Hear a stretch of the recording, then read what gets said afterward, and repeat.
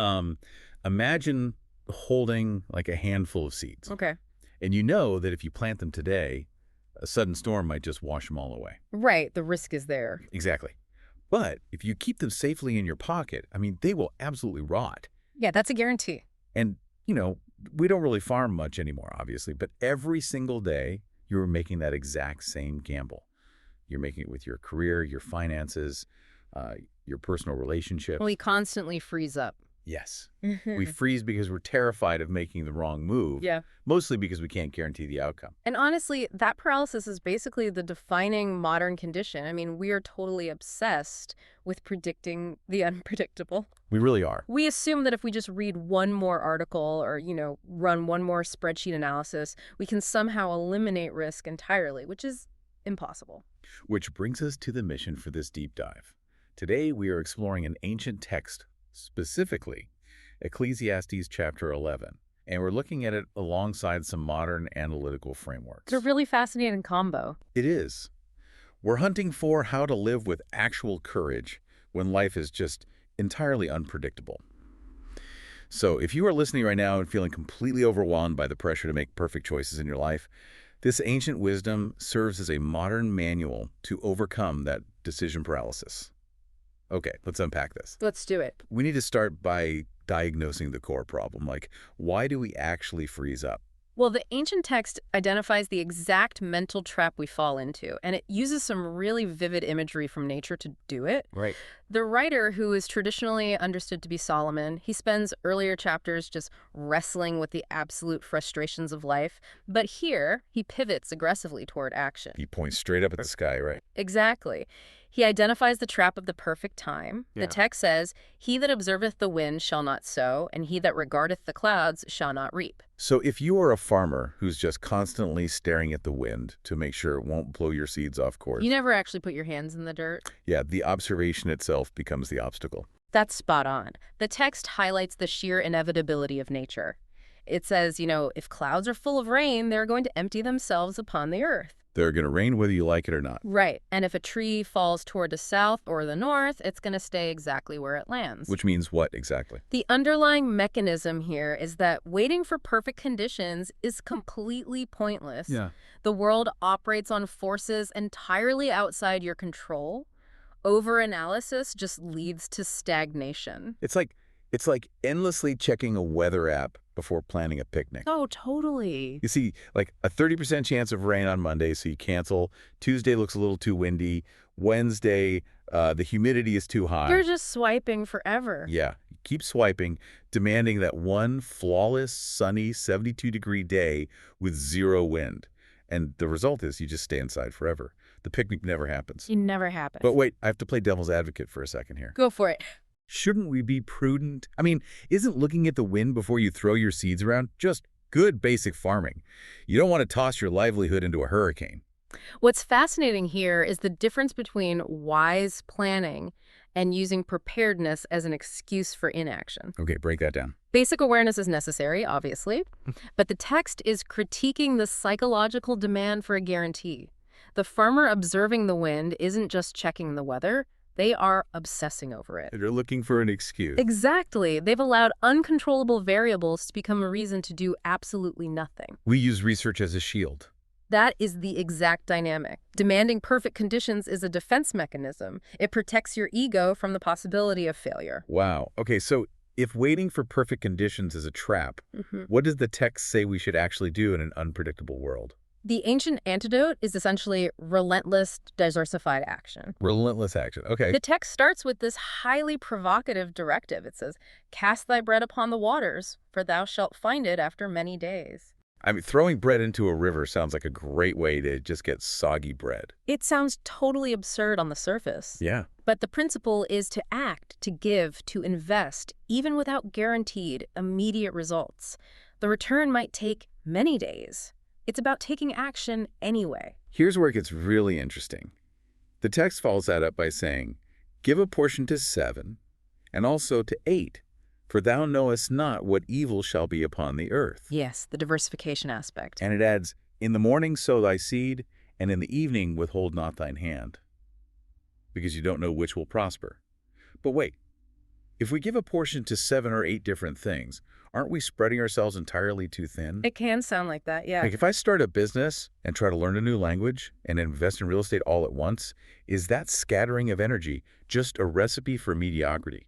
I'm glad you brought that up. The text isn't talking about half-hearted effort. It's acknowledging that we do not control the outcomes. Taking multiple shots creates stability. So it's not toxic hustle culture. Not at all. It's humility. You take varied actions because you realize a storm could wipe out your primary crop at any moment. You sow in the morning and evening to hedge your bets against a chaotic world.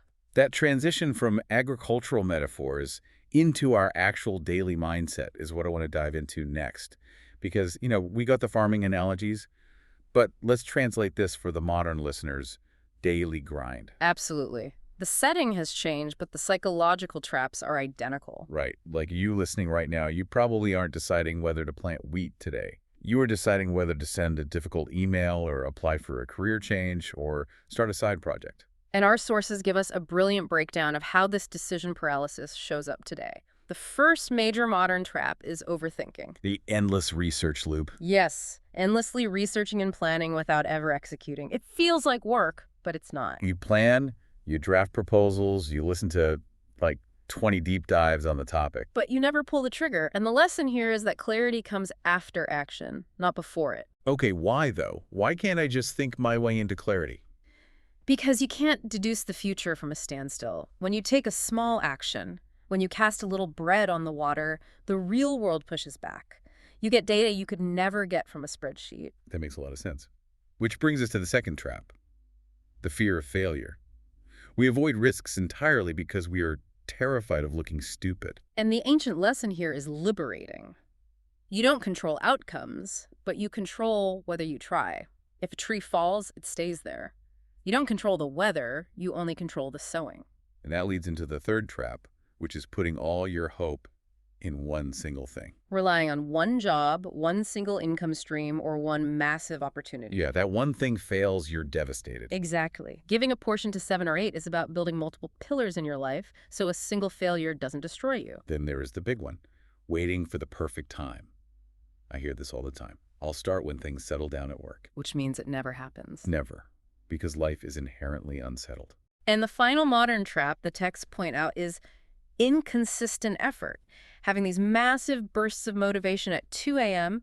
and then doing nothing for a month. Which is why the text says to sow in the morning and the evening. Consistency beats intensity. Exactly. Because you don't know which seed is going to actually sprout. I hear all this, but I have to push back again.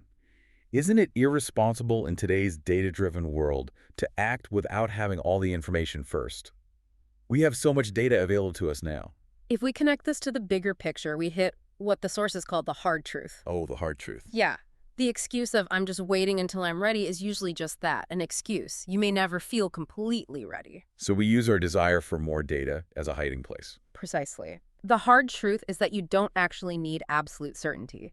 What you need is willingness. But if we're constantly taking action and diversifying our efforts and sowing morning and night, won't we just burn out? How do we balance this relentless hustle with actual peace and spiritual grounding? That's where the text introduces the mystery of God. It says, "As thou knowest not what is the way of the Spirit, nor how the bones do grow in the womb, even so thou knowest not the works of God who maketh all." Wait, how the bones do grow in the womb? Yeah, it's pointing out that uncertainty is literally built into life by God. You don't understand how a baby is formed, yet it happens.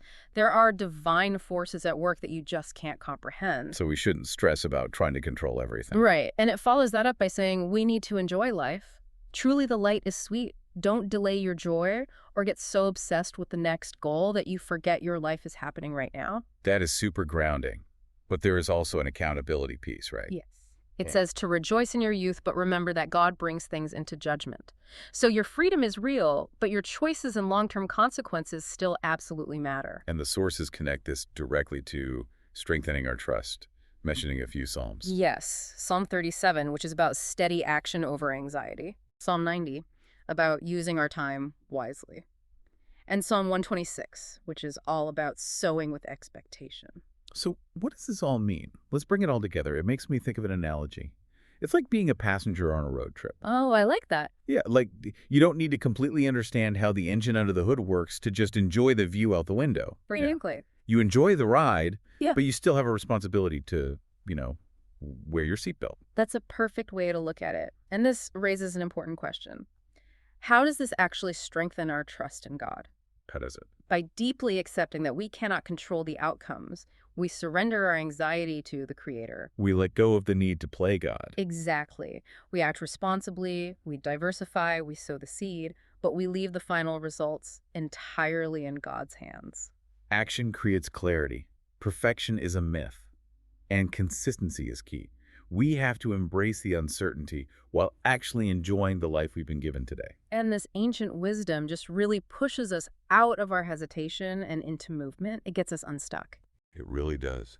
Which leaves us with a final thought for you listening right now. Think about that one project, that one conversation, or that one leap of faith you've been delaying because you keep telling yourself the clowns aren't right. Ask yourself, how will you apply this information in your life today?